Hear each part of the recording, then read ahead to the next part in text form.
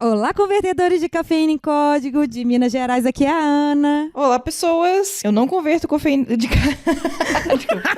Lá, começou. Então, de novo.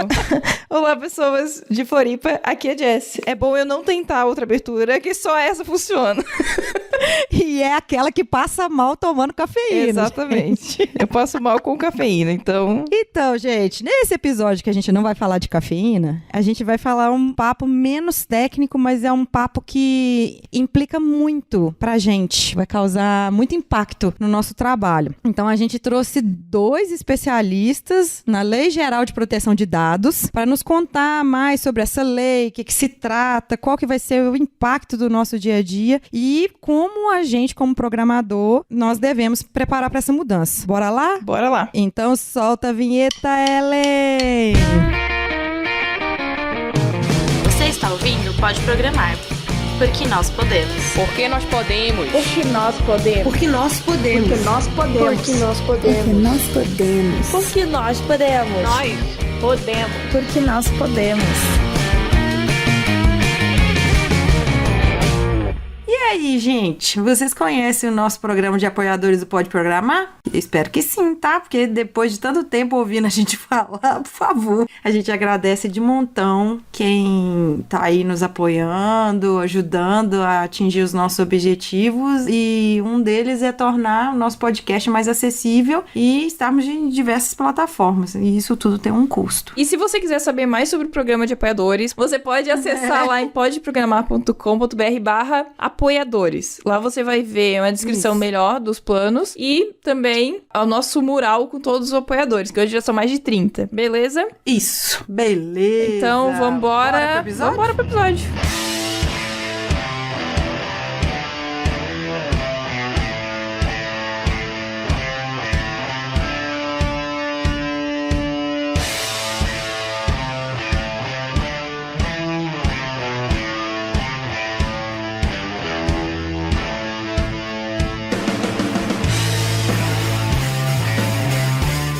Então, Jess, qual que é a sua cota aí? Então, eu já trouxe a cota de catarinenses, né? Porque eu trago um catarinense ou uma catarinense e você traz um mineiro. E a minha cota... Não, brincadeira, não é minha cota, caramba. A Lamara, hoje é a convidada... A Lamara Ferreira, ela já participou aqui do episódio ano passado de DevOps. E aí hoje ela volta pra falar de LGPD. Se presente, Lamara. Meninas, prazer estar com vocês hoje. Prazer, Bruno. Quando a gente gravou, né, sobre DevOps, eu tava atuando fortemente nessa área, com treinamentos, palestras. E DevOps, né, o DevSecOps, como é chamado também, tá muito focado com segurança da informação, né? Implementar isso na esteira contínua. E com o advento, né, a chegada aí da Lei Geral de Proteção de Dados, eu me especializei nessa área, fiz 4 certificações, tirei o título de DPO e agora tô 100% focada na implementação da LGPD. Sou como consultora autônoma na L Ferreira Consultoria e Treinamentos e dali treinamento, palestra, consultoria, tudo de LGPD. LGPD de manhã, à tarde e à noite. E aí, dá carteirada, né? Gosto assim. É assim que a gente traz convidado. Vocês acham que eu também não trouxe aqui um convidado forte, não? Eu trouxe aqui o Bruno Roberto. Joga o seu Pokémon agora, Ana. Vamos ver. Joga meu Pokémon. Eu trouxe também um especialista aqui. Eu vou deixar ele dar a carteirada dele também, o Bruno. Prazer, Bruno. Prazer, Ana. Olá, meninas. Tudo bem? Tudo bem com vocês? Tudo bem. Tudo ótimo. Então, eu sou o Bruno. Eu faço muitas coisas, né? Então, eu costumo me apresentar de maneira diferente, dependendo do contexto que eu estou. Aqui no Pode Programar, pro episódio de hoje, eu vou me apresentar como analista de sistemas e advogado. Eita! Então, assim, eu sou analista de sistemas, né? Eu trabalho com tecnologia há 22 anos, um pouquinho mais que isso, e também sou advogado. O advogado de direito foi minha formação posterior. Então foi natural, desde quando eu me formei em direito, eu já trabalhar com a parte do direito voltado para tecnologia. Então, direito digital, toda essa parte de Bitcoin, licitação para informática, LGPD, computação forense, eu venho trabalhando também. Então, talvez hoje aqui eu possa contribuir com um olhar um pouco mais civilista para o assunto, né? Eu acho que é interessante também a gente ter um pouquinho desse lado, assim, para explicar um pouco os conceitos e como que essa legislação vai influenciar no dia a dia das pessoas como um todo. Ô, gente, eu amei o civilista. Civilista, né? É uma palavra no direito é muito comum, né? Aqui na tecnologia nem tanto. Viu? Agora a nossa briga vai ser forte, Vai, Jess. vai. E aí? É um tema novo, né? Causa muita curiosidade, assim, tem muita gente estudando, a lei não está em vigor ainda, a gente não sabe como é que vai se portar o judiciário perante as demandas judiciais que vão surgir ainda da lei, porque embora tenha a lei já escrita, né, existe a tal jurisprudência, que nada mais é que o rumo que o judiciário toma nas decisões, pra gente ainda é um mistério. Então, é bem legal, assim, esse momento da lei, todos os debates são bem positivos. Esse momento eu acho bem importante a gente começar esses debates, as pessoas começarem a ficar antenadas e, mais do que nunca, a gente perceber que a gente tem que estar preparado com uma certa antecedência, né? Olá, Mara, explica pra gente, assim, o que é, se é de comer, se é de passar no cabelo, o que é o LGPD?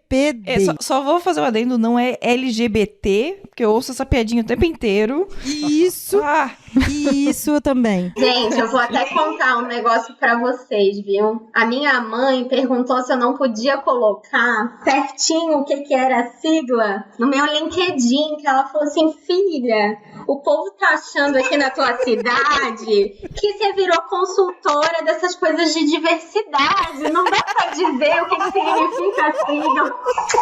Não, quem estiver ouvindo a gente, se às vezes estiver ouvindo aí na velocidade 2, alguma coisa assim, vai ouvir desse jeito. Então, na hora, dá uma relevada, gente. Ou então, se você ri, aí, você que tá me ouvindo, você ri no ônibus, toda vez que a gente falar LGPD, sério, vocês não vão pro céu, tá? Já tô avisando. Então, pessoal, a Lei Geral de Proteção de Dados Pessoais 13.709, eu não tenho essa facilidade para gravar igual os advogados gravam, mas esse número eu consegui gravar. Eles já nascem assim com um commit natural para gravar, né, os números, eu acho isso muito interessante. Mas o que é essa lei e o que é também o GDPR? E o que um tem a ver com o outro? Então, a Lei Geral de Proteção de Dados 13.709 e a GDPR, o Regulamento de Proteção de Dados, a GDPR, ela vem da Europa e ela entrou em vigor, olha como isso tudo é recente, em 25 de maio de 2018. Então, algo fresquinho. E muita gente está falando que a LGPD é a cópia da GDPR. Mais ou menos. Ela realmente foi muito inspirada na GDPR, porém a nossa lei é menor. Ela está bem reduzida se a gente comparar a GDPR. A GDPR tem 88 páginas, a nossa tem 25. E a LGPD tem alguns pontos ainda que não está muito bem definido. Coisas que estão muito alto nível. Então, sempre que tem alguma atualização, nós estamos acompanhando e ainda com a criação da Agência Nacional de Proteção de Dados, a autoridade que vai formatar isso tudo e provavelmente ainda vamos ter algumas definições ao longo do ano. Concordas comigo, Bruno? Sim, esse formato de agência é muito comum aqui no Brasil, por exemplo, Agência Nacional de Aviação Civil, Agência Nacional de Transporte Terrestre. No caso da legislação de dados, a autoridade nacional, ela vai em algum momento ser elevada à agência também. Mas é comum no início de uma legislação que se inicie nesse formato ainda não com status de agência. Ela faz a regulamentação fina daquilo que a lei prega para a gente seguir. Então, muitas das regras do dia a dia, muitas das regras práticas, por exemplo, como que você vai emitir um relatório, por exemplo, isso é regulamentado pela agência, né? No caso, por enquanto, a autoridade de dados. O que vocês estão falando, tipo, tá tendo uma comissão que ela tá fazendo ali o grosso, vendo nesse primeiro momento os cenários de forma mais assim grosseira, vamos dizer assim, e depois quando essa comissão, vamos dizer assim, ela criar um status de agência, vai ter essa regulagem mais fina, vai pegar alguns detalhes, vai dar uma refinada melhor nessa lei. A lei já está editada, tá? A agência, ela não altera a lei, ela cria regulamentos complementares à lei. Então, por exemplo, a lei fala lá em algum momento que precisa se emitir um relatório específico. Como é esse relatório? A lei não fala. Então, a autoridade de proteção a dados vai formatar isso é apenas apenas um exemplo de como que é a relação entre a autoridade, que futuramente vai ser uma agência, com a legislação. Eu acho importante também a gente falar que é muito comum em todos os debates que a gente vai, a primeira pergunta é essa: o que é a Lei Geral de Proteção a Dados Pessoais? Mas é bom a gente conversar um pouco sobre a nossa relação com os nossos dados, né? O que os dados representam pra gente? Por que essa lei foi criada? Vou dar um exemplo pra gente comparar. Você tem lá algum dinheiro no banco e esse banco trabalha com o seu dinheiro e parte do resultado do lucro daquilo vem pra você. É o que acontece na poupança, por exemplo, ou em algum investimento. Agora, você gostaria de depositar algum dinheiro no banco e o banco trabalhar, receber pelo trabalho e não te remunerar em nada? Por exemplo, você coloca 100 mil reais na poupança hoje, daqui a 5 anos você vai ter lá os mesmos 100 mil reais? Isso é inconcebível, não é? É o que acontece hoje com os nossos dados e ninguém se dá conta disso. Eu vou trazer números para vocês aqui que são interessantes. Esses números são de 2018, né? Porque os de 2019 ainda não foram compilados. Em 2018, o comércio de dados, eu estou falando de comércio legal dos nossos dados, girou na economia brasileira 14,2 bilhões. Aqui, para.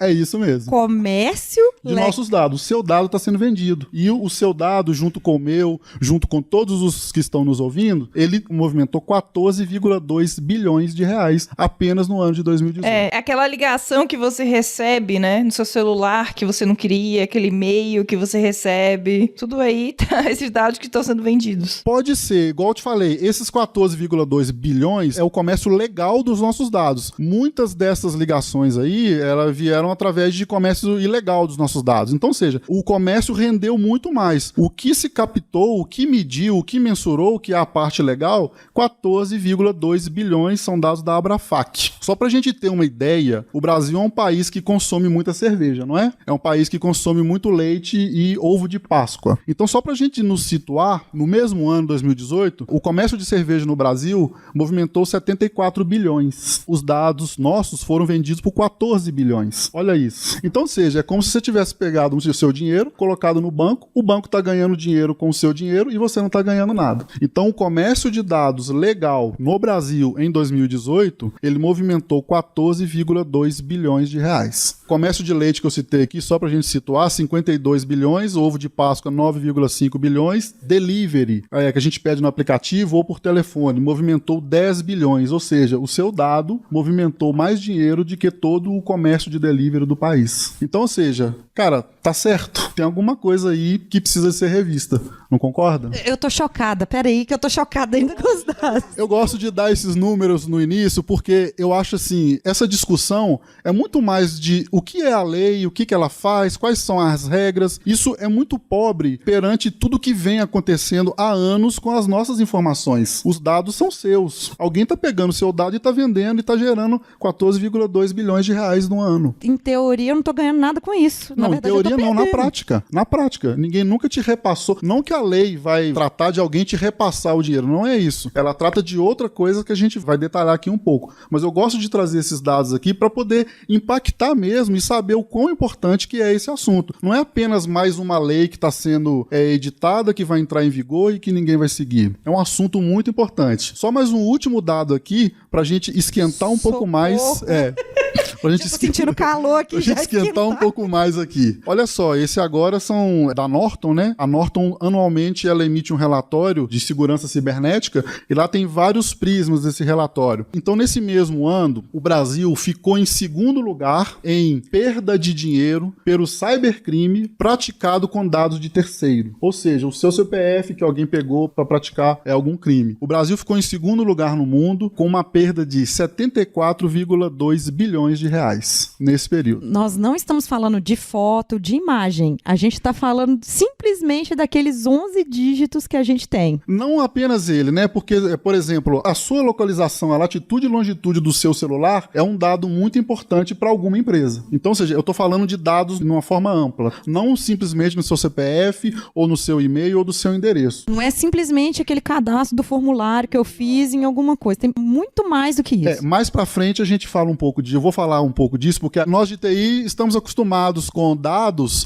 com aqueles formulários, né? Quando a gente for falar aqui na definição de dados pessoais, a gente vai falar um pouquinho mais sobre isso. Mas imagina, por exemplo, a latitude e longitude do seu celular. Naquele momento que você está andando, você está aqui, você vai para a padaria, você vai para a farmácia, você vai para a praia. Então, vou dar um exemplo aqui que é comércio legal de dados. Os bancos, você imagina que eu tenho um determinado banco e eu quero falar assim, olha, eu quero aumentar minha quantidade de caixas eletrônicos no litoral do Espírito Santo, por exemplo. Vamos falar de Guarapari, que é a praia dos mineiros, né?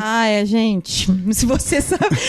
a gente até fala que lá é Guaraparis. Guarapari. Um beijo pro pessoal de Guarapari. A gente te ama, viu? Ou uma relação de Santos, São Paulo também, né? Tanto faz. Pessoal de Floripa lá, ó. É mesmo. Eu vou muito pra Floripa, viu, gente? Então, por exemplo, o banco, ele quer saber quantos caixas eletrônicos ele precisa de colocar mais lá. Então, o que ele faz? Ele pega uma listinha do CPF dele, manda pra operadora e ele compra da operadora um histórico de quais os clientes foram para quais cidades nas férias. Com isso, ele sabe que, olha, os meus clientes, X% vão para esse lugar. Então, eles fazem a conta lá para aumentar o número de caixa eletrônica. É apenas um entre milhares de exemplos de comércio de dados, tá? Então, voltando para esse último número que eu vou apresentar aqui, o Brasil, ele perdeu para o cybercrime praticado com dados de terceiros 74 bilhões, 74,2 bilhões, ficou atrás apenas da China, que perdeu 217 bilhões. A gente está na frente dos Estados Unidos, Índia e Canadá, que são os próximos. Então, ou seja, o assunto é sério. Muito sério. E aí nós temos aqui duas pessoas muito sérias para falar disso, e aí a Lamara, ela tá realmente trabalhando com isso, né, Lamara? Sim, a LGPD, ela entra em vigor agora, né, em agosto desse ano, já fazendo aí um primeiro esclarecimento, pessoal. A LGPD não foi adiada. Temos aí uma PL que fala disso, mas é um projeto de lei. Ela ainda vai passar por todo o seu processo. Até agora, nada mudou. A lei entra em vigor em agosto desse ano. Só completando, ela entraria em fevereiro, né? Mas aí uma medida provisória postergou essa entrada para agosto justamente para dar um pouco mais de tempo das empresas se prepararem para ela, né? Aí tem uma outra tentativa de postergar a entrada em vigor da lei. Isso, essa segunda tentativa que é postergar para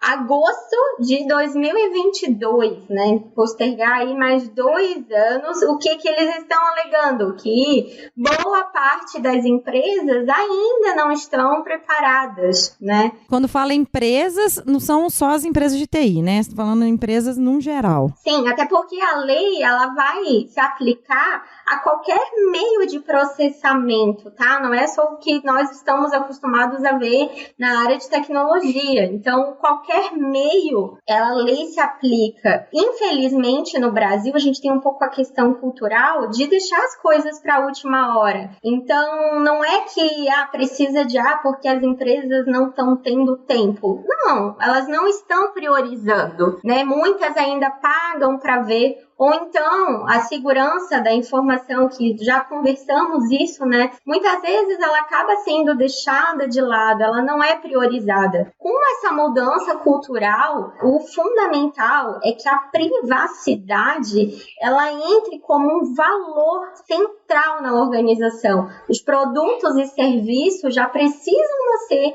com privacidade e proteção de dados garantido. Isso vai bem diretamente com o que o Bruno falou, né? Antes da questão aí do dinheiro, essa questão dos dados, que as empresas estão até fazendo comércio legal, não ilegal, né? Legalmente. Então, como é que essa lei vai bater de frente com isso? O que de fato a lei prevê, assim? O que está definido? O que vai mudar então para as empresas? E o que elas vão ter que se adequar agora para ficar de acordo, para que a gente pare de perder dinheiro, vamos dizer assim? Eu acho que vale a pena, antes de responder exatamente essa pergunta, esclarecer alguns conceitos iniciais que vai facilitar o nosso papo sobre isso, tá? É muito importante a gente falar que a lei, ela resguarda o dado pessoal. Não é qualquer tipo de dado que a lei resguarda. E ela traz o conceito de dado pessoal de forma muito clara. O dado pessoal, a lei fala que é uma informação relacionada à pessoa natural identificada ou identificada identificável. Então, ou seja, para ser considerado um dado pessoal e a partir daí, para estar protegida pela lei, ela precisa de conseguir identificar uma pessoa natural, que somos nós. Por exemplo, mais uma vez, para nós que somos de TI, acostumado com os formulários, ali a gente tem vários dados que conseguem nos identificar, como o CPF, como um e-mail. O endereço depende da situação, aí começa a entrar o lado advogado da coisa. Então, imagina que a pessoa só tem o endereço, mas é numa casa, numa república onde moram 15 pessoas. Eu só com o endereço, eu consigo identificar a pessoa especificamente? Então, assim, são aspectos que para o direito é importante, são detalhes que para o direito é importante e a gente vai saber como que isso vai funcionar a partir do momento que a lei entrar em vigor e os primeiros casos começarem a serem julgados, né? Os advogados vão usar todos esses detalhes a favor ou contra uma demanda judicial, independente do lado que ele esteja. Por exemplo, a latitude e longitude que você enviou naquele momento, ela é um dado pessoal, sim ou não? Depende. Se você está, por exemplo, naquele exato momento em um show, onde tem várias pessoas por metro quadrado e hoje os nossos celulares, aí, os mais modernos, a precisão do GPS dele é mais ou menos 3 metros quadrados. Quantas pessoas exprimidas no show cabem em 3 metros quadrados? Então, ou seja, se a latitude e longitude do seu celular enviado naquele momento, você estava no show, naquela situação não é um dado pessoal. Agora, se você mora sozinha em uma casa, por exemplo, ou num sítio, e aquele latitude e longitude foi enviado ali, passa a ser um dado pessoal, porque vai te identificar. Então, ou seja, é muito mais amplo o conceito de dado pessoal do que aqueles formulários que a gente está acostumado. Bruno, só para acrescentar e também lembrar o pessoal que está nos ouvindo, que também vale, né, qualquer forma, né, sobre qualquer tipo. Então, inclui papel, texto, foto, gráfico, vídeo, áudio. Exatamente, bem lembrado, bem lembrado. Por exemplo, como o Bruno falou do show, às vezes você tá ali tirando uma selfie e aí nessa selfie você tem alguma coisa ali que identifica, ou então às vezes você tirou uma foto em algum ambiente que vai identificar o ambiente que tá ali. O próprio arquivo da foto, se o metadado conseguir ser extraído, né, tem lá algumas informações e o conjunto das informações também pode ser considerado um dado pessoal, porque o endereço tem a situação que eu falei, mas se eu tenho um endereço e uma descrição, né, imagina, por exemplo, que a gente está numa república onde moram, como exemplo aqui, 4 mulheres e um homem. Então, se eu tenho o endereço mais o sexo, e se for o do homem, aí eu já passo a ser um dado pessoal. O conjunto daquela informação passa a ser dado pessoal. Só reforçando, é tudo que identifica unicamente um ser, né? Vamos dizer assim. Identificado ou identificável, ou seja, que por algum processamento, mínimo que seja, você consiga indicar. Nas palestras que eu faço, eu trago um exemplo muito interessante. É um exemplo que não aconteceu no Brasil, mas serve como um exemplo muito claro de quão é o extrapolado o conceito de dado pessoal. A gente tem aqui um caso muito divertido, onde uma senhora, isso foi lá na Inglaterra, ela foi mostrar a casa nova dela pra amiga no Google Earth. Então ela tá mostrando assim e tal, e a amiga dela, naquele exato momento, levantou e saiu correndo. Depois a amiga foi entender, ela viu na porta da casa dela parado o carro do marido dela. Ou seja, como que ela descobriu que era o carro do marido dela? Porque ele tinha uma calota personalizada. Então, tá aqui, tô mostrando pra Ana a matéria. Então, ou seja, uma calota personalizada, nesse contexto aqui, é um dado pessoal. Por quê? Ela conseguiu identificar uma pessoa natural de forma individual. Então, nesse caso aqui, hilário, né? Triste, mas hilário, uma traição foi identificada através de uma calota. Então, ou seja, é para extrapolar mesmo, mas é interessante trazer o conceito de dado pessoal. A lei, ela protege os dados pessoais do indivíduo. Tá vendo, gente? Então, assim, CSI, que tem aquelas coisas, assim, com foto, com não sei o que e tal. Então, tudo que você assiste lá no seu seriado e que identifica, tipo, é aquilo mesmo. Ali tem muita ficção, mas tem muita coisa real também, tá? Os FBI aí de Facebook que começa a especular em cima das fotos de não sei o quê, ou papel, ou você pega um papel que tá amassado, tem gente que vai lá e tenta sentir o cheiro de uma roupa, então não quer dizer que é somente algum dado eletrônico, né? Pode ser algo analógico. E a Lamara lembrou muito bem, a lei ela abrange também a armazenagem de dados em qualquer meio. Se eu tenho uma ficha preenchida à mão, aquele dado também está resguardado pela legislação. Ele passa a ser resguardado pela legislação. Não é só dado eletrônico. Então, isso aí você está querendo dizer que eu vou lá, por exemplo, no consultório médico, alguns eu vou e assino uma ficha mesmo na mão. Que você preenche para entrar num prédio do condomínio, por exemplo. Uma ficha, não existe mais locadora, né? Eu sou antigo, mas antigamente nas locadoras de vídeo a gente preenchia à mão a nossa ficha. Então, ou seja, qualquer forma onde os dados estejam armazenados, a lei ela contempla. E como que tem que proteger isso? O que é que... Olá, Mara. Oi. Me fala aí, como que eu protejo isso? Por exemplo, esse caderninho, esse formulário que eu vou lá no médico, meu prontuário médico também, porque existe muita coisa ali, muita informação que, dependendo da informação, principalmente doenças mais restritas, consegue identificar o ser unicamente. E eu vou aproveitar esse teu exemplo da questão do formulário, quando eu vou no laboratório e tudo mais, para, antes da gente falar ainda da proteção, vamos chegar lá, falar dos dados pessoais que são considerados sensíveis. Por quê? O que aí nos projetos de tecnologia a gente vê muito? Dado de cartão de crédito, isso é um dado sensível. Ok, é para o PCI, para LGPD não. Então é muito importante fazer essa separação. O que é dado pessoal sensível para LGPD? É o meu salário? Também não. Olha só, origem racial ou étnica, convicção religiosa, opinião política, dado filosófico. A política, então, gente, nem se fala, né? No Natal a gente vê como é um dado sensível. Então, a vida sexual, dado genético, biométrico, isso para LGPD é dado sensível. Então, aqui a atenção tem que ser redobrada quando a gente fala da proteção, da coleta, porque quando falamos de dados pessoais, temos que lembrar de todo o ciclo de vida. Então, é desde a coleta, por que está perguntando isso aqui? Tem necessidade de levantar esta informação? Para que vai utilizar essa informação? Não, beleza, preciso, tenho base legítima para coletar isso aqui? Ok. Quando vamos falar de armazenamento, aí segurança da informação, gente, é o berço da privacidade e proteção de dados. Isso já é uma das primeiras questões que eu levanto na consultoria. Se uma empresa tem uma política de segurança da informação, todos os colaboradores conhecem, respiram isso daí, porque logo o que me vem na cabeça? Aquele post-it com login e senha para acessar o servidor admin.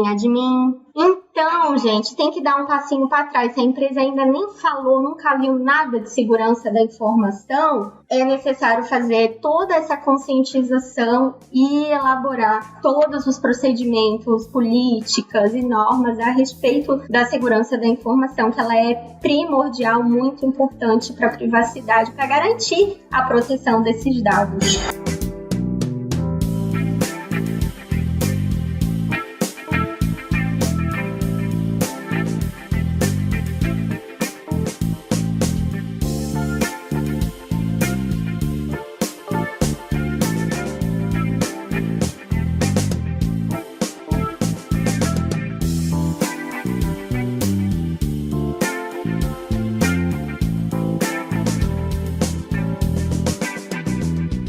É isso aí. A legislação, ela traz o termo tratamento de forma genérica, tá? Para nós de TI, tratamento de dado, para quem é de TI, é você pegar um dado ali de algum lugar, fazer algum processamento e colocar no outro. Mas para a legislação, o tratamento é justamente todo esse processo que a Lamara falou. A coleta, o acesso, a avaliação, classificação, armazenamento, a lei trata isso como tratamento de dados. E a distinção de dado pessoal para dados pessoais sensíveis, ela é bem importante, porque os dados pessoais sensíveis, eles, em regra, têm o tratamento vedado na legislação, tá? A gente tem algumas exceções, mas a diferença da classificação é por isso. Os dados pessoais sensíveis, a lei não permite o tratamento deles, com algumas exceções. E é engraçado, assim, quando a gente começa a trazer essas informações para as pessoas, que ninguém tem a consciência disso até então. Importante colocar também, muita gente pergunta, cara, mas na prática, o que vai mudar no dia a dia do meu serviço? Eu tô aqui codando, eu tô aqui, sou recepcionista, eu só analista de requisito, reforçando também o que a Lamara falou, a legislação não é para empresa de TI, ela é para qualquer entidade que vai processar a informação com o objetivo de oferir lucro, inclusive pessoa natural. Então, ou seja, eu vou trazer aqui agora os envolvidos que a gente chama no processo da legislação. A lei ela deixa bem clara quais são as pessoas, os entes envolvidos em todo esse arcabouço aqui de proteção. Primeiramente, gente, só espera só um pouquinho que eu tô achando muito legal esses nomes técnicos do advogado falando. E olha que eu sou 20% advogado e 80% analista de sistema. Tem o tecnês, mas tem o juridiquês também. Eu falei que eu me apresento de diversas formas, porque dependendo de onde eu vou dar a palestra, enfim, a lei ela mostra pra gente assim, o que ela considera os envolvidos nesse processo todo aí, me ajuda aí, tá, Lamara? Eu tenho o primeiro que é o titular de dado. O titular do dado é a pessoa natural. Ou seja, você, sou eu, é o CPF que está sendo protegido pela legislação. Esse é o primeiro envolvido da lei. Ela trata de forma clara que a lei ela é destinada para o titular do dado. Então temos aqui o nosso primeiro persona, vamos dizer assim, nosso primeiro envolvido na legislação. Então o dado é meu. O dado é meu. Uhum. Ele está protegendo o seu dado. Em segundo, ela traz a figura do controlador. Aí, a partir daqui, a gente vai começar a entender o que muda na prática no nosso trabalho aqui no dia a dia, enquanto programadores, testadores, enquanto equipe técnica. O controlador é a pessoa jurídica ou física responsável por tomar decisões em relação ao seu dado, ao dado do titular do dado. O que é essa decisão? N coisas. O tratamento é uma decisão. Lembrando que o tratamento aqui para a legislação é um conceito amplo de coleta, acesso, avaliação, classificação e armazenamento. Então, ou seja, quando você faz um cadastro no varejista, por exemplo, você vai lá no varejista, você vai comprar financiado e você precisa de fazer um cadastro. Naquele momento, você é o titular de dado e aquele varejista é o controlador. Então, ou seja, o controlador é quem recebe os seus dados, a pessoa física ou jurídica que você está mantendo uma relação, independente da qual seja, onde ela precisa de ter os seus dados. Então esse é o controlador. Complementando o que o Bruno falou do controlador, pessoal, acho muito interessante nós fazermos uma analogia. Imagina ele como a linha de frente com o cliente final, a fronteira. Então, vamos supor um cenário que uma empresa que faz só telemarketing te ligou oferecendo o cartão do banco. Quem que é o controlador nesse cenário? A empresa de telemarketing ou o banco? O banco, porque o cliente que está recebendo a ligação, não importa para ele quem é que está ligando. Ele vai focar naquela empresa que está oferecendo o produto. O mesmo cenário se aplica, isso aqui é muito importante, porque várias empresas estão esquecendo desse detalhe. Cliente final não é só o teu usuário final, é dentro de casa também o teu cliente interno, os teus funcionários. Recentemente a gente teve um cenário de vazamento de dados numa empresa muito grande aí de mineração, e nesse cenário ela é o controlador, e eram os dados de saúde, não importa, ela é o controlador, ela que é a responsável por garantir o tratamento de forma correta, segura dos funcionários. Então, sempre pensa nisso. Quem que é a linha de frente com o titular? Esse aí é o controlador. Isso aí. Então, a gente tem agora o titular de dado, temos o controlador, que é quem decide sobre o tratamento dos nossos dados, e agora temos o operador. É aqui que, na maioria dos casos nossos de TI, é onde a gente tem a melhor pegada. Quem que é o operador? O operador, ele realiza tratamento nos dados, lembrando no tratamento do conceito da legislação,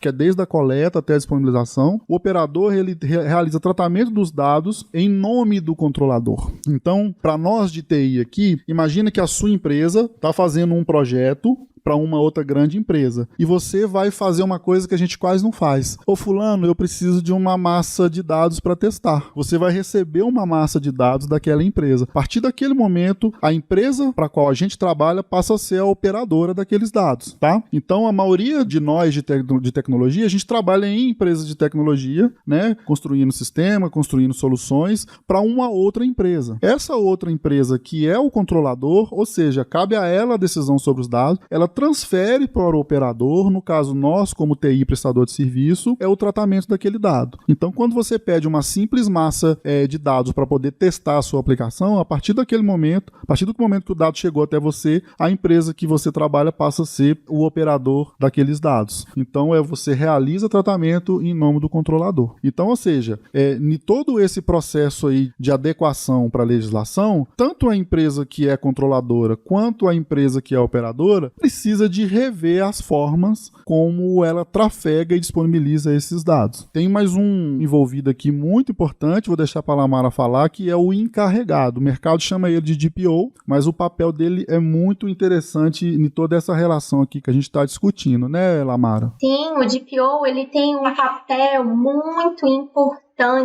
Pode colocar ele como o responsável por fazer o meio de campo entre a Autoridade Nacional de Proteção de Dados e o controlador e os titulares. Então, ele precisa fazer toda a comunicação, intermediar, é o responsável por disseminar a cultura de privacidade e proteção de dados na organização, fazer as adequações à LGPD, a gestão desse projeto, e é muito importante que o DPO conheça a fundo a Lei Geral de Proteção de Dados. É obrigatório ter uma certificação? Não, claro que não. Mas é importante que ele conheça no detalhe, que ele realmente tenha estudado a lei, conheça a segurança da informação e, dependendo aí do cenário da empresa, também seria aconselhável conhecer o dia a dia de TI, que nós sabemos muito bem a loucura que é. Então a Lamara já falou aí sobre a autoridade de dados, então a gente tem aqui os 5 envolvidos previstos na legislação. O titular do dado, que somos nós, o controlador, que é aquele prestador ao qual a gente se relaciona, o operador, que pode fazer tratamento do dado em nome do controlador, o encarregado, que o mercado chama de DPO, e também a Autoridade Nacional de Proteção a Dados, que é o que a gente falou no início, futuramente pode ser que vire uma agência. É importante destacar o papel de todos os envolvidos para a gente falar na prática, chegar até que, enfim, no momento onde a gente responde a seguinte pergunta: mas e aí? Quais são os meus direitos? Eu, como titular, o que muda para mim, titular de dado? Né? A gente falou que muda para o operador, que são aquelas empresas que prestam serviço. A gente vai ter que tomar mais cuidado com dados, etc. e tudo. O direito dos titulares de dado que vai influenciar drasticamente nessa relação, em que dado passa, em como que esse dado é fornecido, tratado, mantido. A partir do momento que a lei entrar em vigor, lembrando que a lei ainda não entrou em vigor, então isso tudo que a gente está falando, possíveis exemplos que a gente fala, eles serão aplicáveis a partir do momento da entrada dela em vigor, tá? Só um detalhe dentro do titular de dados, a gente às vezes não pergunta quando a gente recebe uma ligação,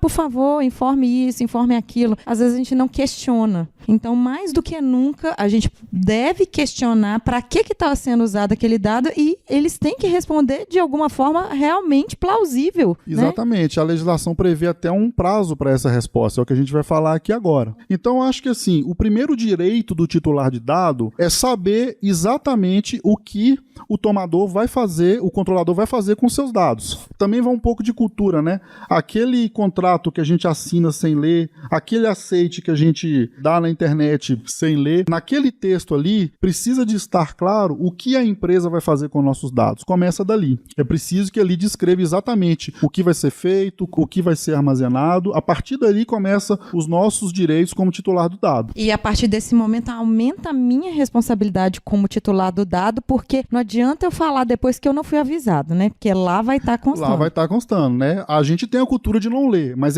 para ele cumprir com um requisito legal, ele precisa de colocar ali o que vai estar sendo feito com seus dados, tá? Quais são armazenados e o que vai estar sendo feito. A partir daí, a gente também, como titular de dado, temos o direito de obter informação sobre o tratamento de nossos dados. Lembrando aqui o tratamento, conceito amplo da lei, desde a coleta até a disponibilização. E a lei prevê que o controlador tem até 15 dias para poder te responder. Então, nesse exemplo que você deu aí, onde uma empresa te ligou e ela pegou o dado de uma outra empresa, você pode ir lá na empresa que você forneceu o dado e pedir uma informação do porquê que ela disponibilizou o seu dado. E ela tem 15 dias para te responder. A lei garante também para o titular de dado o acesso à retificação. Hoje você faz um cadastro, nunca mais você consegue ir lá alterar alguma coisa. A lei te garante também o acesso à retificação. Ela garante também um conceito que a gente chama de anonimização dos dados. A gente sabe que o dado em si ele é muito importante para pesquisa de mercado, de várias coisas. A legislação prevê um conceito de anonimização, ou seja, fazer com que aqueles dados passem a não te identificar como indivíduo. Então, é muito comum isso em grandes massas de dados para teste aqui em tecnologia. Eu já peguei projetos onde grandes empresas já estão se adaptando para a legislação,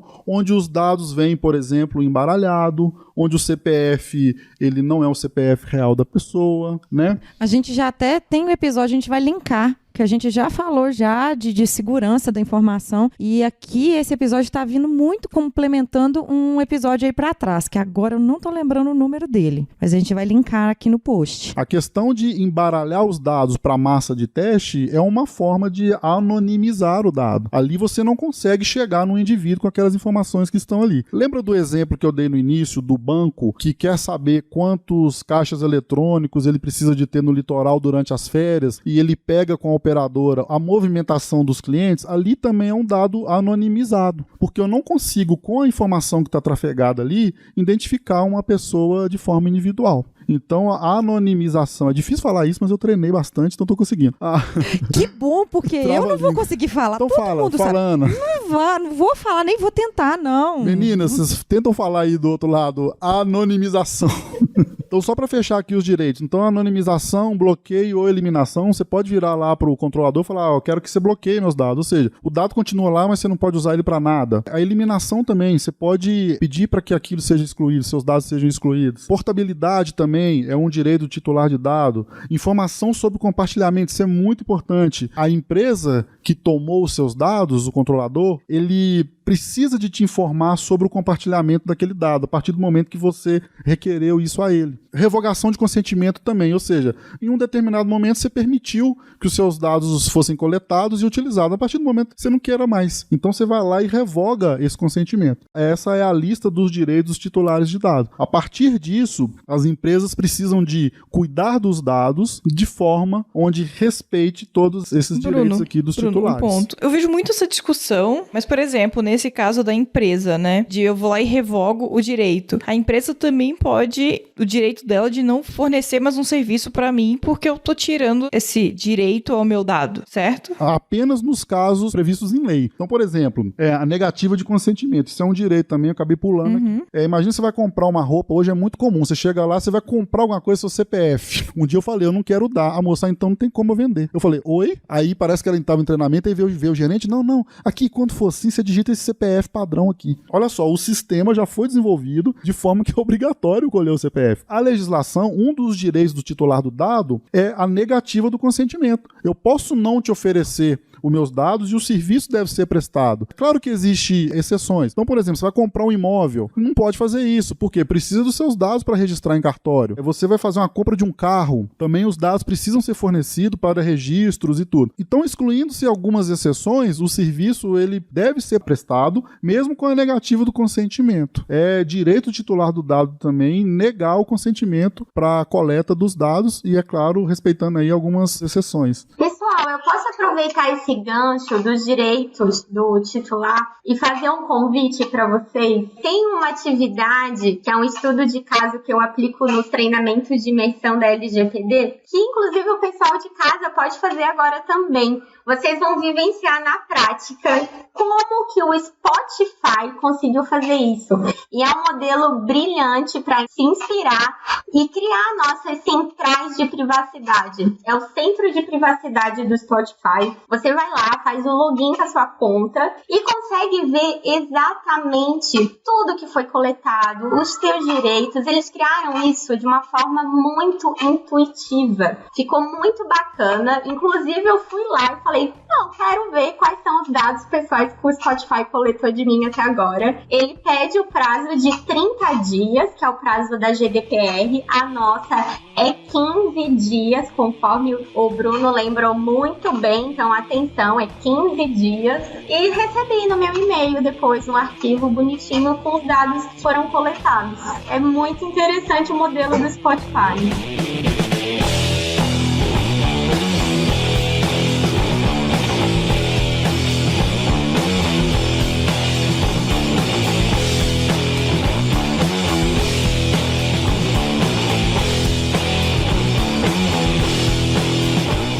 tá, beleza, a gente tem aqui uma legislação com regras, o titular com o direito, mas e aí? O que acontece com lá o controlador, o operador, se os nossos direitos como titular de dados forem desrespeitados ou não atendidos, né? A legislação prevê também algumas sanções e é importante falar nelas também, porque a partir do momento que você tem a consciência de que você quer exercer o seu direito e você não consegue, existe uma forma de recorrer para que a sanção seja aplicada àquela empresa. Só uma pergunta aqui.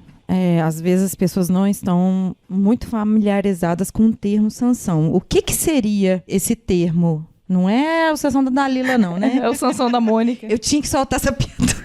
Da Mônica. O que seria isso de forma... Nossa advogada que falar aqui pra gente. Sanção é uma palavra que pode significar a pena, por exemplo. É uma contrapartida. Uma penalidade. Uma penalidade, exatamente. Né? Sanção é uma penalidade, uma contrapartida.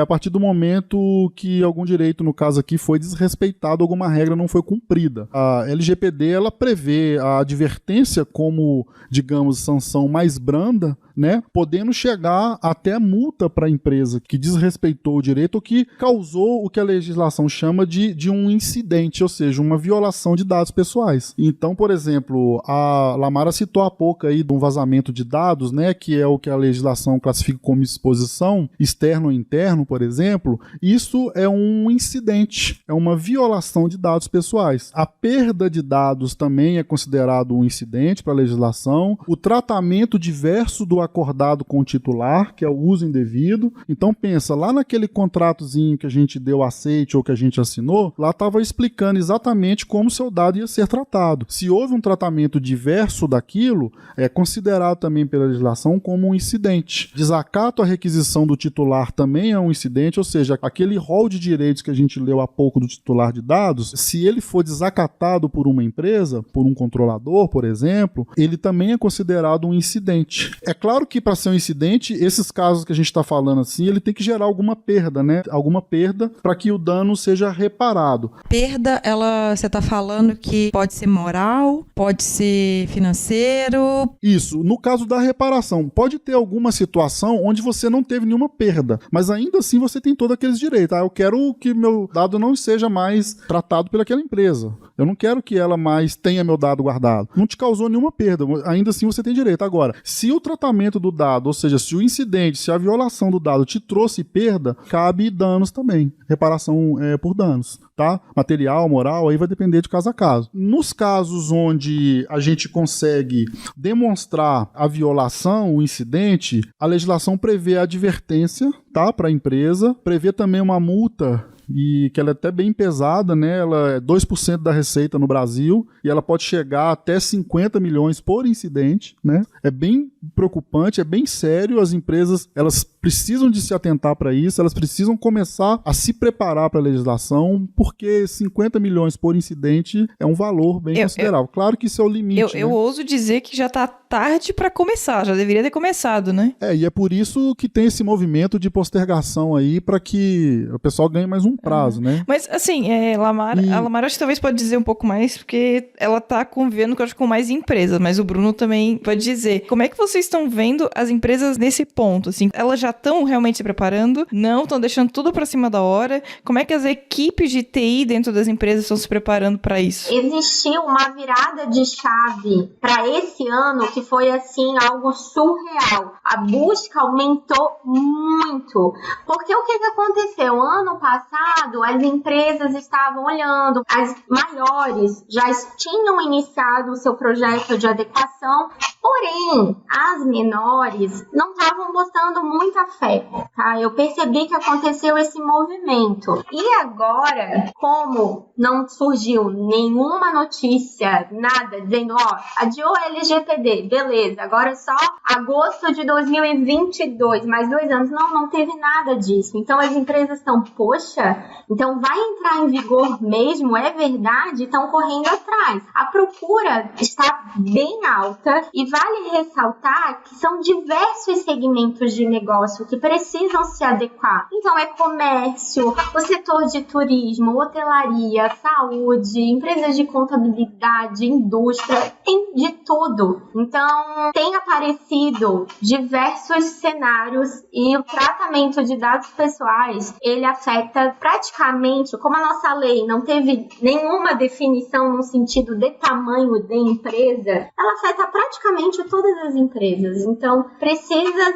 ter muito cuidado e muita atenção para não deixar para a última hora, porque pode ser tarde e nós sabemos o tanto de atividades, processos e treinamentos que precisam ser realizados. Da padaria da esquina até a maior empresa da sua cidade, ela precisa de se adequar para a legislação. Normalmente, a gente que trabalha com isso, auxiliando essas empresas, a gente tem um roadmap de adequação que vai desde o mapeamento, né, dos dados atuais até a contratação do ciberseguro, que já é uma prática de seguro no mercado hoje, passando por vários pontos aí. Então, ou seja, de uma empresinha, qualquer empresa que mantém dados pessoais, dados de pessoa natural, ela vai estar enquadrada aí para a legislação, sujeito a cumprir o que está aqui na legislação, as sanções, direitos, etc.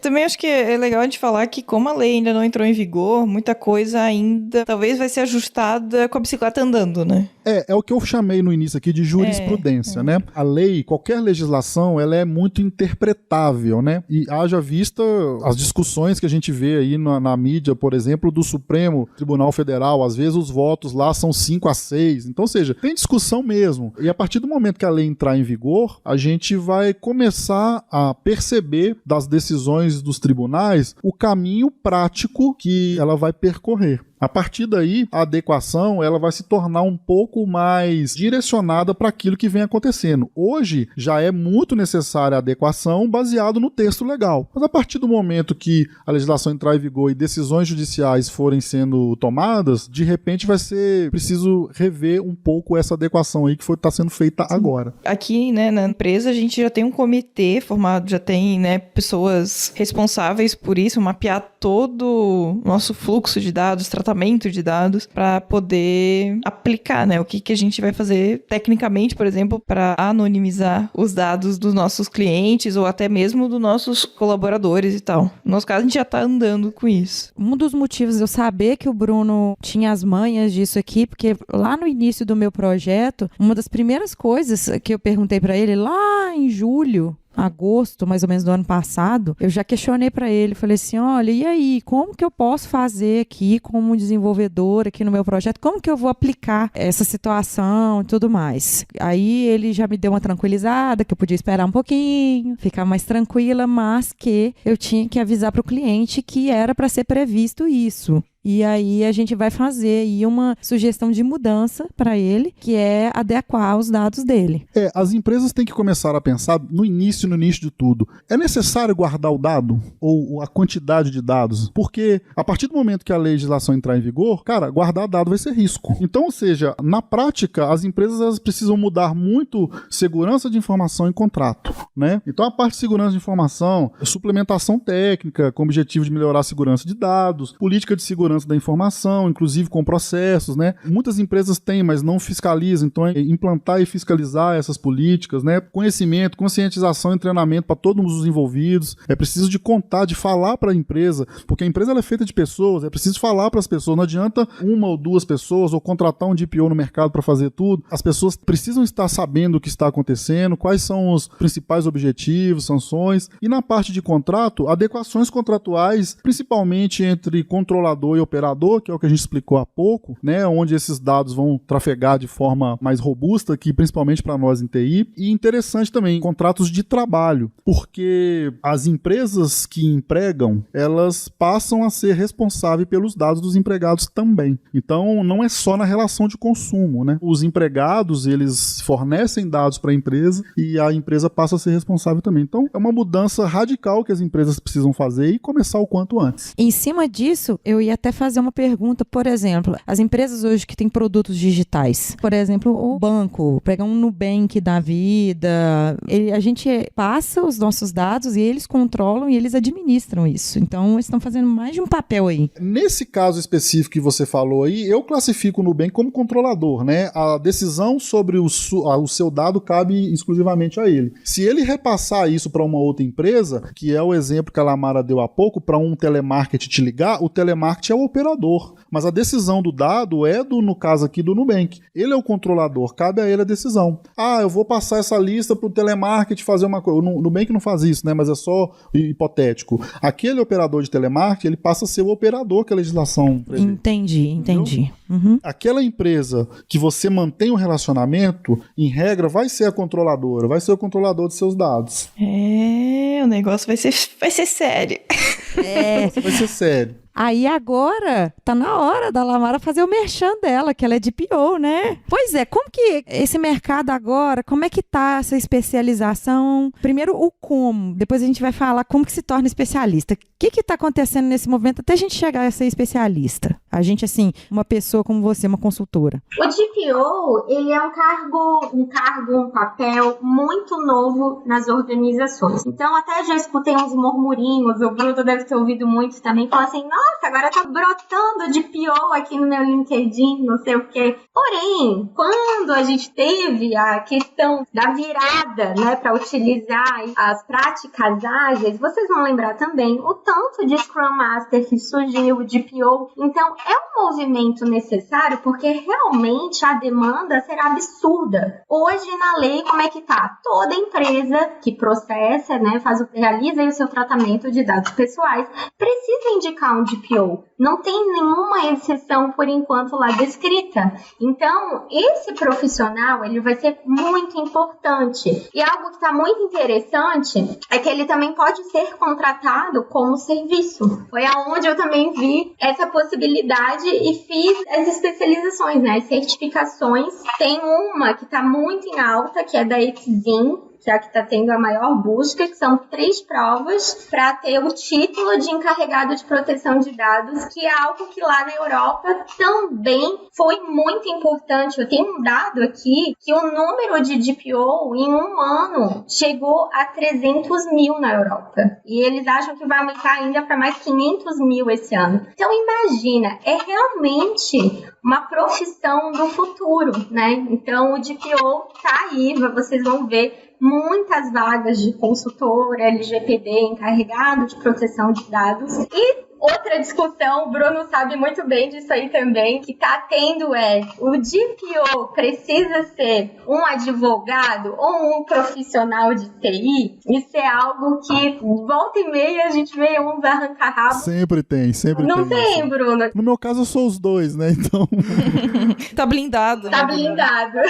Eu acho assim, realmente é uma das profissões do futuro, tá? É claro que a gente tem que ter cuidado com as modinhas, porque muitas empresas se aproveitam disso para vender cursos, para vender certificações, e tem cursos e certificações excelentes no mercado, mas é preciso ficar atento, né, realmente ao lastro daquela empresa que está oferecendo o treinamento e a certificação. Eu vou só complementar o que a Lamara falou aí, a questão aí do DPO, né, do encarregado, poder ser como serviço, veio por uma medida provisória complementar à lei, ela não previa isso no início. Então isso ia dificultar muito, principalmente para as empresas menores, de ter que contratar um profissional apenas para isso, ou nomear um interno e ter todo o curso de treinamento e adaptação do profissional. Então a medida provisória lá, 869, que complementou a lei, ela entrou com essa possibilidade também de isso ser prestado como serviço. Então você já tem vários escritórios de advocacia que fornecem o serviço de encarregado de dados. A empresa pode contratar e, sendo assim, ela não precisa de ter nos quadros dela um profissional especializado nisso. Ela pode contratar um serviço de um DPO consultor, por exemplo. Sim, né? E o mesmo movimento está acontecendo muito também nas empresas de tecnologia, segurança da informação, consultoria, essa oferta, né, do papel do DPO como um serviço. No entanto, assim, o que eu tenho visto ainda uma maior procura é realmente como algo interno, funcionário, mas não tem nenhuma restrição na lei, pessoal, como o Bruno mencionou aí perfeitamente, ele pode ser contratado como um serviço. No nosso caso aqui, a gente tem alguém de fora, né? É uma pessoa contratada de fora. A Lamara falou aí sobre, poxa, tem que ser um advogado, tem que ser um técnico de informática, um analista de sistema. A legislação, ela não trata nada sobre esse assunto, então a gente entende que não tem essa restrição, tá? Pode ser um advogado, pode ser um profissional de TI. A única restrição é ter um conhecimento da legislação para poder adequar os procedimentos de adequação da empresa à legislação. Então, você tem que ter um pouco de conhecimento da legislação específica. É bom também ter um pouquinho de conhecimento de direito amplo. Nos cursos de DPO, eles tratam disso. Então, um pouquinho de direito constitucional, um pouquinho de direito consumidor, a legislação propriamente dita e também um pouco sobre a parte de segurança da informação. Porque no dia a dia, você vai lidar com esses dois mundos, né? Você vai ter que falar sobre a lei, você vai ter que falar sobre segurança de informação. No processo de consultoria que a gente faz, a gente lida num primeiro momento com advogados ou com os CEOs, com os donos das empresas, e no segundo momento a gente lida com empresas de segurança da informação, ou esses grupos dentro da própria empresa, se é uma empresa grande que tem esses departamentos lá. É preciso saber um pouco dos dois para poder exercer essa nova profissão, mas a legislação ela não barra nenhuma das profissões, tá? Você que está ouvindo esse episódio agora, você está ouvindo 2 episódios em um, porque a gente ia falar só de lei e agora a gente está falando de carreira. Exatamente. Já aproveita, né? Exatamente. Aproveita então, em 2 episódios em um. Mas aí, assim, a gente está deixando aqui um monte de informação, separamos alguns links aqui para quem quiser entender, se aprofundar melhor na lei, para quem quiser também se aprofundar um pouco mais, entender um pouco mais dessa carreira do DPO. Nós vamos deixar tudo aqui. E aí vocês procuram a certificação, procuram entender melhor, porque aí já não dá pra deixar tudo mastigadinho também, né? Deixa alguma coisa pra nós, né, Ana, também. Ana, falando de deixar mastigadinho, quero compartilhar com o pessoal, e é open source, liberei pra todo mundo, é o mapa mental da LGPD. Esse mapa mental, ele tá um sucesso, porque ele é todo intuitivo e tá a lei na íntegra. Então estão lá todos os 10 capítulos, cheio de ícone, todo bonitinho, para o pessoal não precisar ficar lá sofrendo, lendo lei. Então eu falei, não, vamos colocar isso aqui no mapa mental e deixar exatamente conforme estão descrito lá na lei. Então o mapa mental é uma mão na roda. Boa. Vai estar no link, gente. Bruno, alguma consideração? Sim, eu ministro essa palestra, né, sobre a legislação. Só lembrando, eu trabalho com direito digital, é mais amplo, eu trabalho com outras coisas também, mas com LGPD também bastante. E nas palestras que eu faço, eu termino falando um pouco sobre cultura e educação. Por quê? Eu dou muito palestra também para advogado, eu faço parte da Comissão de Direito Digital da OAB Minas, então a gente tem discussões lá também, empresas de TI, faculdade, e é muito comum, quase toda palestra, alguém grita lá no fundo assim, mas essa lei não vai pegar. É muito comum a gente ouvir. Você ouve isso também, Lamara? Tenho ouvido demais. Ou então, é muito burocrático. As novas multas. Vai ser uma loucura de multa. Isso aí veio só para atrapalhar. Tem uns comentários assim também. Então, assim, as minhas considerações finais nas minhas palestras, que é o que eu vou trazer aqui, é sobre cultura e educação. Eu vou trazer um dado interessante para você. Você viu que eu gosto de dados, né, Ana? Eu nunca imaginei, Bruno, que você gostava tanto de número desse jeito. É porque, o que acontece? Eu preciso ao longo da minha trajetória profissional, eu tenho que convencer muitas pessoas. Então eu já venho munido de advogado, dados, né? Tem que convencer. Para não ser tudo na minha cabeça. O que acontece? 1959, isso aqui é muito importante para falar da cultura, que é o que eu quero deixar aqui como mensagem final. Em 1959, teve um camarada, né, ele já morreu em 2002, chama Niels Bohlin. Esse foi o cara que inventou o cinto de segurança de 3 pontos, né? Ele trabalhava na Volvo, lá na Suécia. Em 1959, lá na época, pelos estudos que ele fez após o cinto entrar em produção, vamos chamar assim, reduziu o número das mortes de trânsito em 49%. Então, seja, cara, lá em 1959, um engenheiro criou um artefato que salva a minha vida. Poxa, sensacional, né? E 1959, eu vou trazer uns dados aqui do Brasil de 2019. A cada 1 hora, 5 pessoas morrem em acidente de trânsito no Brasil por falta de uso do cinto de segurança. Aproximadamente 50 mil mortes por ano em acidente de trânsito no Brasil e 74% dessas mortes poderiam ser evitadas com o uso de cinto de segurança. A fonte aqui é o Banco Mundial. O que eu quero dizer com isso? Poxa, o cara inventou um artefato que salva a minha vida. O Brasil legislou sobre isso para as duas pontas, para a empresa de carro que tem que fazer o carro com esse artefato e para a gente que nos obriga a usar, o Código de Trânsito Brasileiro. Ainda assim a gente não usa. Então, ou seja, eu tenho legislação, está à minha mão e tá aqui esses números para provar que o brasileiro, uma boa parte da população, não usa cinto de segurança no carro. O que eu quero dizer com isso? O fato das pessoas obedecerem ou não à legislação tem a ver um pouco com cultura também, tem a ver um pouco com educação. Eu procurei esses dados da Suécia, que é onde foi inventado o cinto. Eu até achei, mas ele estava discrepante na data. A data dele que eu consegui era de 4 anos atrás, mas era assim, impressionante, tipo, absurdamente longe disso aqui que a gente está vendo no Brasil. Eu não trago aqui porque acho que 4 anos dá uma defasagem considerável, mas é muito gritante. Então é questão da cultura e da educação. Eu acho que a legislação vai entrar em vigor, muitas empresas não vão se adequar, muitas empresas vão ter problemas, muitos de nós não vamos exercer os nossos direitos. Vai doer no bolso, né? Vai doer no bolso, vai doer na gente também, porque a partir do momento que a gente não exerce o direito, a gente pode ter o dado violado e isso nos trazer problema, e a gente nem saber que existe, ouvi falar um tempo atrás. Então vai muito de cultura, de educação também, que no Brasil, de uma forma geral, a gente precisa de trabalhar isso também. Cultura e educação no Brasil é fundamental e isso vai nos frear um pouco aí com relação ao pleno funcionamento da legislação. Gostou do pleno? Ai, eu amei. Nós vamos agora, deixar isso no final de todos os episódios. A gente vai colocar esse trechinho, porque ele é importante para a vida, né? Não é só para essa situação aqui. E você, Lamara, tem alguma consideração final em cima disso? Além do me procurem, comprem de mim?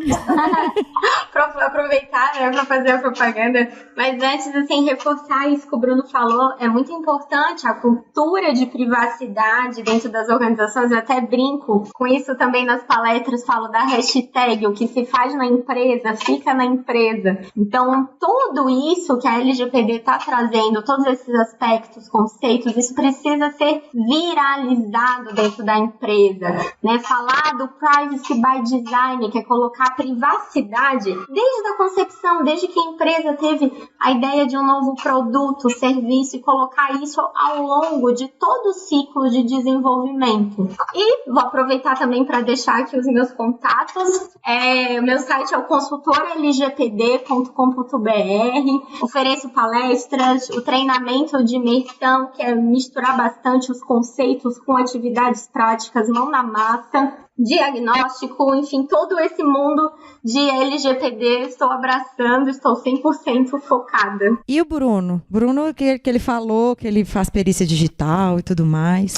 Eu trabalho assim de forma mais ampla, mas a gente tem especializações também lá em LGPD. A minha empresa chama Forenses, né? Forenses.com.br, FORENSIS.com.br. Meu e-mail é bruno@forenses, né? O pessoal que escutou aí o podcast, interessou pelo assunto, vale a pena estudar, é a profissão do futuro. Eu vou dar um depoimento muito pessoal meu. Hoje eu não posso pegar nenhum trabalho de LGPD+, porque eu não tenho tempo na minha agenda, nem minha, nem dos meus consultores. Pra você ter uma ideia. Então hoje, assim, eu atuo aqui em Belo Horizonte, né? Eu estou atualmente fazendo algumas consultorias nesse sentido, e se aparecer uma empresa hoje eu não consigo pegar. Então, quem se interessou pelo assunto, vale a pena estudar. É uma carreira promissora, é realmente a profissão do futuro, né? E vai ser muito demandada realmente, já está sendo. Então, quem gostou, seja bem-vindo ao nosso mundo. A gente gostaria de agradecer muito o Bruno, a Lamara. O Bruno, porque eu já tinha também uma certa antecedência. A Lamara, a gente conseguiu conversar com ela, ontem, não foi mais ou menos isso? E assim, como sempre, Lamara brilhantemente atuando aqui com a gente. Muito obrigada mesmo. Se precisar de alguma coisa, estamos deixando os contatos tanto da Lamara quanto do Bruno. Estamos deixando bastante link. Então, assim, não adianta você falar que não sabia ou que o Pode Programar não ofereceu para você informação, porque tá lá, tá bom? Qualquer coisa que vocês quiserem acrescentar, mandem aí pra gente, manda aí no nosso e-mail, procura a gente nas nossas redes sociais, que a gente vai ter um prazer enorme de poder difundir alguma informação que vocês tiverem, ou então, às vezes, até de adicionar alguma informação que a gente não falou aqui. E para encontrar a gente nas redes sociais, onde que é, Jess? A gente tá em todas elas, é @podeprogramar. Eu tô como @jessizanelato e a Ana... Aninha Bastos. A Aninha é fofa. E quiser mandar pra gente... em algum momento tem que ser fofo. Alguém tem que ser fofo daqui, do grupo, né? Também. E aí, é assim. Até daqui a alguns dias. E tchau. Tchau, gente. Tchau, obrigada.